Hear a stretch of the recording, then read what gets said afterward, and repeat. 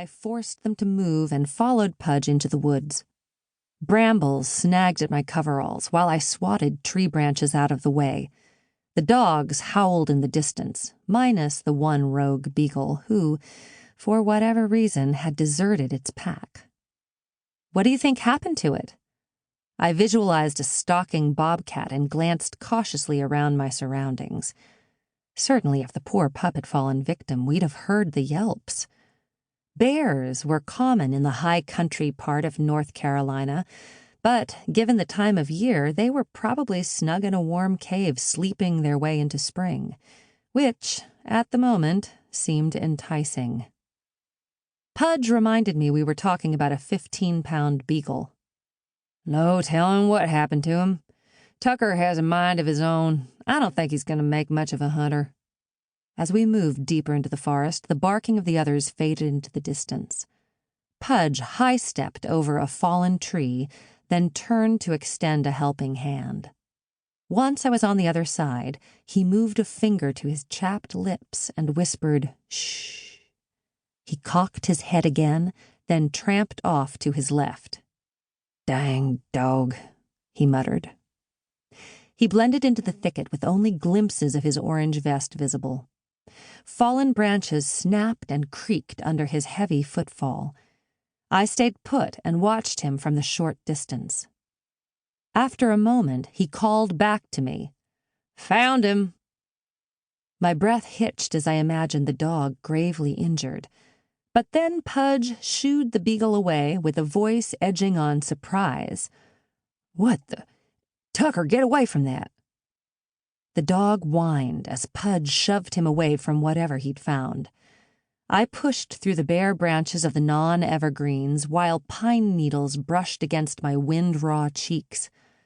The exact reason as an avid hiker that I stayed on the trail. Pudge whistled ominously at whatever it was Tucker had discovered. "Ava, you might want to come see this." I quickened my step and stopped behind Pudge, peering around his shoulder. He had leashed the beagle, keeping the pawing dog close at hand. "Is that?" "An arm. That's what it looks like to me." Pudge toed the nearby ground, exposing even more of the skeletal remains. My cheeks flushed as searing warmth exploded throughout my body. What were we looking at? Sun-bleached and weather-worn, the bones had been here a while. Dirt clung to them as if it was a part of the DNA. I wanted to lie and tell Pudge the bones were probably nothing. Could have been an accident that happened ages ago. This was old mill property. But I'd never been a good liar, even with sleet now pinging off the trees and that rush of heat I'd felt seconds ago now gone. People didn't just lose an arm or leg and have it go unnoticed. Not around here. Jackson Creek, North Carolina, sat nestled in the heart of Appalachia. The small town was as old as the mountains surrounding it. The legends ran as deep as the valleys. I ran through a mental list of folks in the area I knew had undergone an amputation. Being the town's newspaper owner, I knew most everyone in these parts, their diseases, their accidents, and the veterans who had given parts of themselves. The ones who lived before my 35 years, I knew their history. Yet nothing sparked memory. Tucker tugged at the leash enough to move away a few feet. He dug at the ground in a frenzy, sending bits of earth scattering. Before Pudge pulled him back, the dog uncovered what looked like another bone. I quickly moved around Pudge and pushed Tucker aside.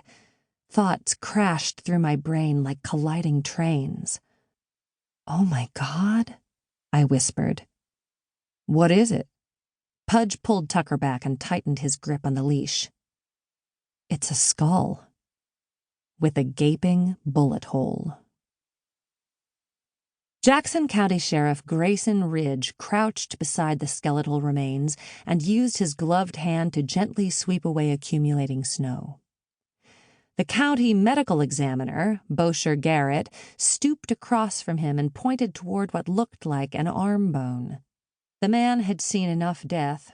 The memories were seared into his brain.